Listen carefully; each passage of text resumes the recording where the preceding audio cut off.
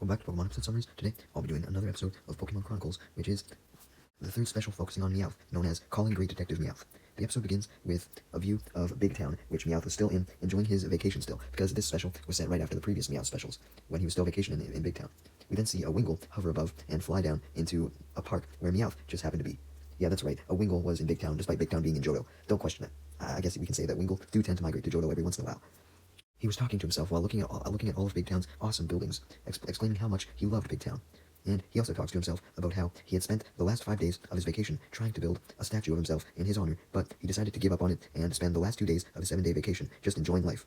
He was going to start his second to last day of vacation by enjoying a nice sub sandwich as he pulled it out from the picnic basket that he had, along with a canister of delicious water, which was great on this hot day.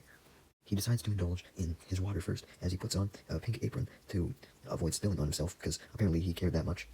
Maybe he has higher standards when he's on vacation, and he put his sandwich down to eat it later so that he could build the suspense, since he wasn't used to eating.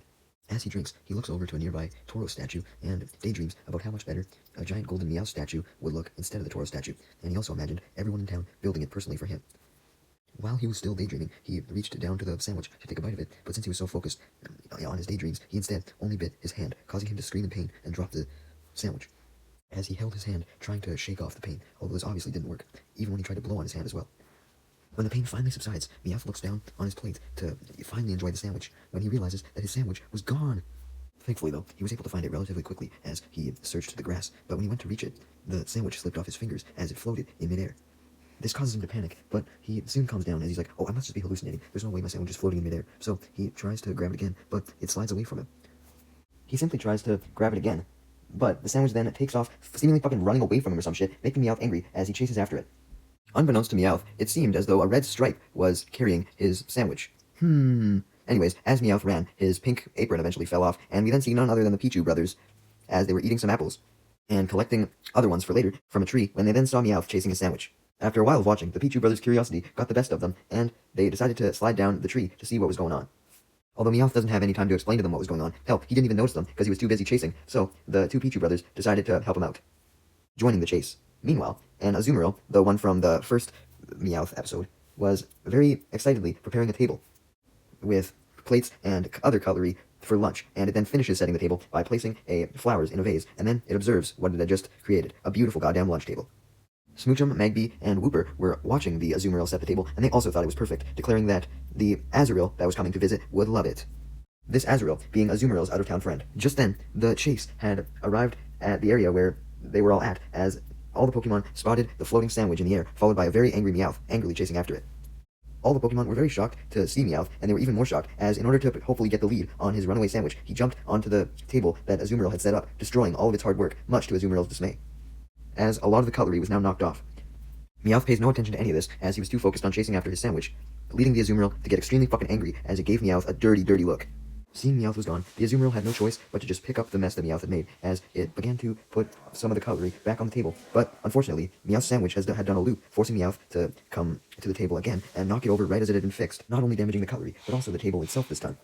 Azumarill couldn't contain its anger anymore, as it angrily called out to Meowth, and this time, Meowth heard and actually apologized for what he had done, stating that he wouldn't have been in as big as a rush that forced him to knock over the table if his sandwich wasn't in such a goddamn rush. The sandwich then changes direction yet again, turning around, and it goes straight for Magby, Wooper, and Smoochum, but then it veers left. Due to those three Pokemon still having respect for Meowth from the previous Meowth shorts, they decide to help Meowth chase after his sandwich, knocking Azumarill down in the process, causing it to land on the already fucked up table to fuck it up even more, which Azumarill didn't even think was possible. Azumarill was obviously extremely mad and displeased that everything was ruined, so it began to unleash its anger by attacking not only Meowth, but all of the other Pokemon as well. Meowth ducks to dodge the water gun and yells at Azumarill to stop, but Azumarill was too fucking mad. It kept firing a water gun until Meowth and all the other Pokemon had escaped, leaving Azumarill to just sit in dismay at the destroyed table. Meanwhile, a Teddiursa had just arrived in the park where Meowth originally was, and he began digging in the ground, wanting to find some acorns. He does appear to be able to find some, but much to his dismay, they were only acorn shells, as the shells were empty. It then hears many Pokemon yelling, and a lot of footsteps, as it looks behind it to see Meowth and all the other Pokemon chasing after the floating sandwich. The stripe that was carrying the sandwich then tripped on a rock in the park, and this caused it to drop the sandwich as it flew directly into Teddiursa's mouth. Meowth had caught up to the sandwich by this point, so this meant he was standing right in front of Teddiursa, as it began eating Meowth's sandwich, much to Meowth's dismay and shock. Meowth, of course, desperately demands Teddiursa to spit out the sandwich before he swallowed it, but Teddiursa didn't listen, leading Meowth to tackle Teddiursa and beat it the fuck around, smashing Teddiursa's head against the ground, and forcibly opens up Teddiursa's mouth to get the sandwich out, but much to Meowth's dismay even more, he found that Teddiursa had already eaten the entire sandwich. He was too late. As Meowth was crying, he was cut off as the two Pichu brothers alerted him that they had found a footprint on the nearby ground, though they wondered who it belonged to.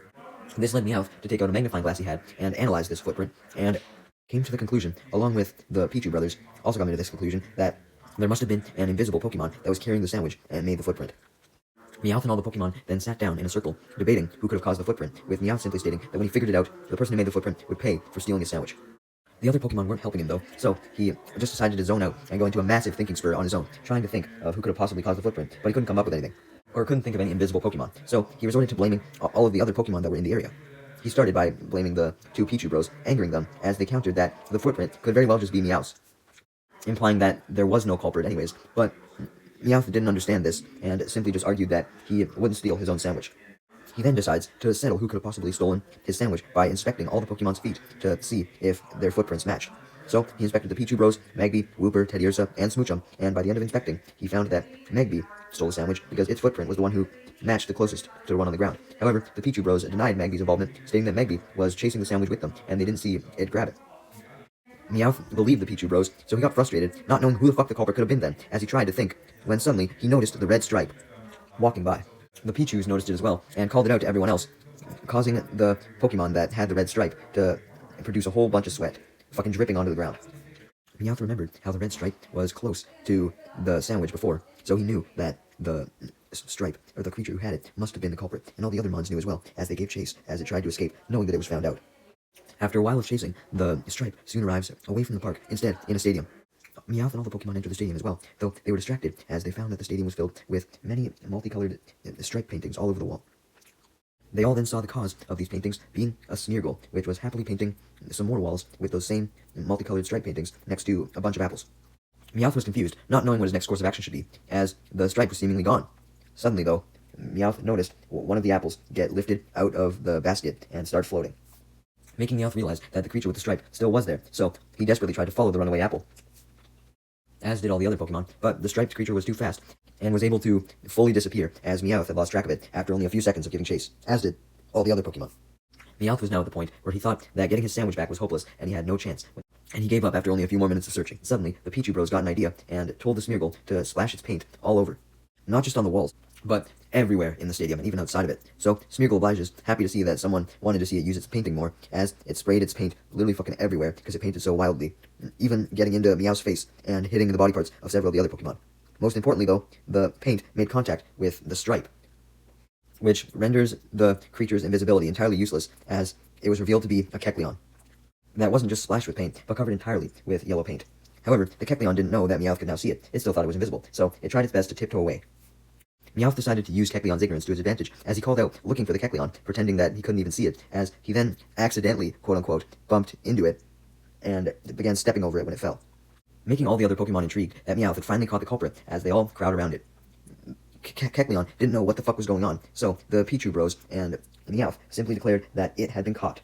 Kecleon still didn't understand how, but then Smeargle showed Kecleon that it was covered in paint, and Meowth and the Pichu brothers clarified that because of all this yellow paint that Kecleon was covered in, it was spotted.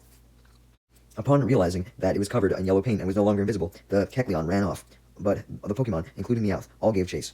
Eventually, though, the Kecleon disappeared again, not turning invisible because that was impossible while it was covered in paint, but it disappeared, presumably going into a location. Thankfully, though, Meowth then noticed some footprints because of the yellow paint that Kecleon had left behind, and followed them to where Kecleon had went off to. After a bit of following, all the Pokemon came to the conclusion that Kecleon must have disappeared through a concrete tube, as the footprints continued inside there. So, they all looked inside the concrete tube to see none other than the Kecleon, but not by itself. It was taking care of an Azurill, a baby one. All the Pokemon believed that since they had never saw this Azurill in town before, it must have been the same one that was coming to visit Azumarill, and Meowth, upon hearing about this, agreed. We then see Kecleon taking care of the Azurill, as the Azurill opened its mouth, and Kecleon used its tongue to feed it the apple that it had stolen, and the Azurill happily started eating it. Upon seeing this, Meowth realizes that the Kecleon must have only took his sandwich so that it could feed the baby Azurill, and calmed down upon hearing this, remarking that feeding babies was more important than feeding himself. Damn, rare, selfless moment from Meowth. Meanwhile, back with the Azumarill, it had finally finished working hard to redecorate its table back to how it was, managing to fix the table as well, when suddenly Kecleon arrived with Azurill. And the two Pokemon were very glad to see each other, as the Azurill happily leaped into the Azumarill's arms and shared a long hug. Meowth and the other Pokemon approached, coming a bit late because they were a bit hesitant that Azumarill still could have been mad at them, but it seemingly wasn't because it was too happy to see Azurill, and Meowth, upon seeing the Azurill and Azumarill hug, came to the conclusion that the Azumarill must have been Azurill's mother, and that's why Azumarill was so sad to see its kid constantly go away. Meowth then asked Kecleon how it had came across the Azurill, or if the Azurill came across it, leading Kecleon to explain how the two met. Basically, Kecleon was just walking in the city one day, and found Azurill cold, hungry, and trying to find shelter from a big storm. Kecleon knew that it was clearly lost, so it took care of it by feeding it fruit of some kind, usually being pears, and carrying it around like its caregiver, leading Meowth to comment that was very nice of Kecleon to do, apologizing for their whole skerfuffle earlier. Then, the Azumarill thanks Kecleon for reuniting it with the Azurill, its child, stating how glad she was to have her child back. So basically, it was revealed that Azumarill and Azurill must have got separated from each other before, and once Azumarill had found out that Kecleon had found it, they had arranged a meeting. To celebrate Azumarill and Azurill's reunion, Azumarill invited not just Kecleon, but also all the other Pokemon to enjoy dinner on its fully set up table with it and Azurill, as everyone sat down to enjoy a feast of fruits, tea, other food, and they all talked to each other, happy that they had close friends to talk to while eating.